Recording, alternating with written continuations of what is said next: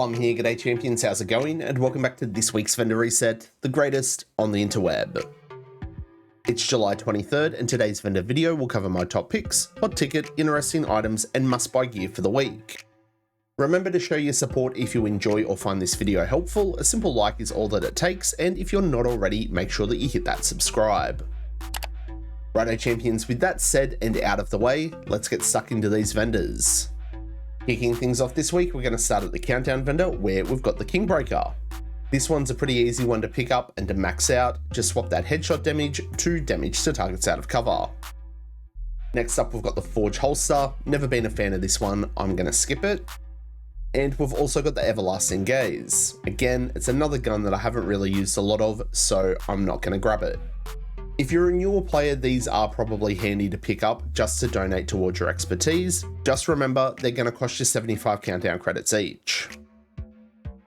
Dropping into Marco at the Haven, hopefully there's something decent. Unfortunately, looking at these items, I don't think we're going to get anything.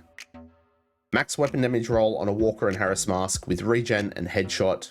I don't know, maybe. Now for our old mate Roy next door, hopefully he's got something. The Walker gloves maybe, but there is also a Palisade holster. It's not fantastic, but I know a lot of players like collecting these, deconstructing them for those Palisade materials. Unfortunately, that's about as close as you're going to get to something decent here. At your White House vendor this week, we do have the Pointman chest. This one's not too bad. It's got about 118k armor and it does have crit hit damage. Just swap the explosive resistance to crit hit chance. This is a great one on support builds, especially in countdown. Quick look at the other items here. We've got a black market AKM that does have flatline on it, but everything else is pretty terrible. Moving on. Inside at your clan vendor, we've got the Safety Distance SMG. Not a fan, terrible gun. Skip it. We've got an ongoing directive mask that's got weapon damage and crit, ongoing gloves with headshot damage, and we've also got some True Patriot knee pads. Decent armor on these.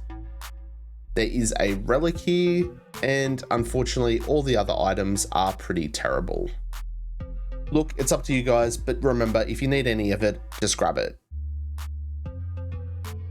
Over at the Theatre Settlement, we do have the Arctis tool rifle with Perfect Rifleman. This is one of those items that I thought would be great this update. It's not so much.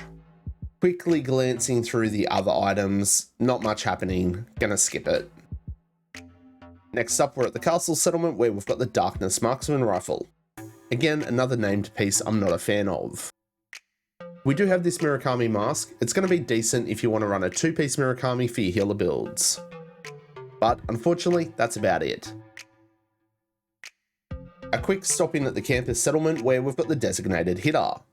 Again, this is another one that might be okay for your healer builds. Unfortunately, all the other items here are pretty terrible, so moving on. Now it's time for our Dark Zone vendors, and first up we're going to be at DZ West where we've got the Baker's Dozen.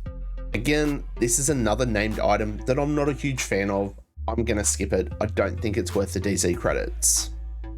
A quick look at everything else. It doesn't surprise me. It's all trash. Save your credits. Shooting on down to DZ South where our named item this week is the Door Kicker's Knock. This is one of those named items that I don't think is worth it. Save your credits, and unfortunately looking at everything else, it's another vendor that's just lacking. Moving on.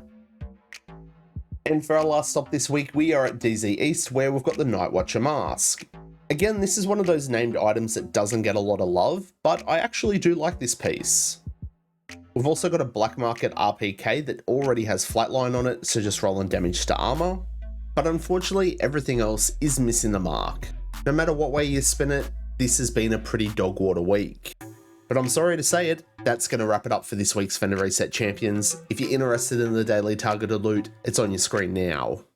Thanks to everyone for tuning in, and make sure that you show your support by smashing the like button on this video, and if you're not already, please hit that subscribe.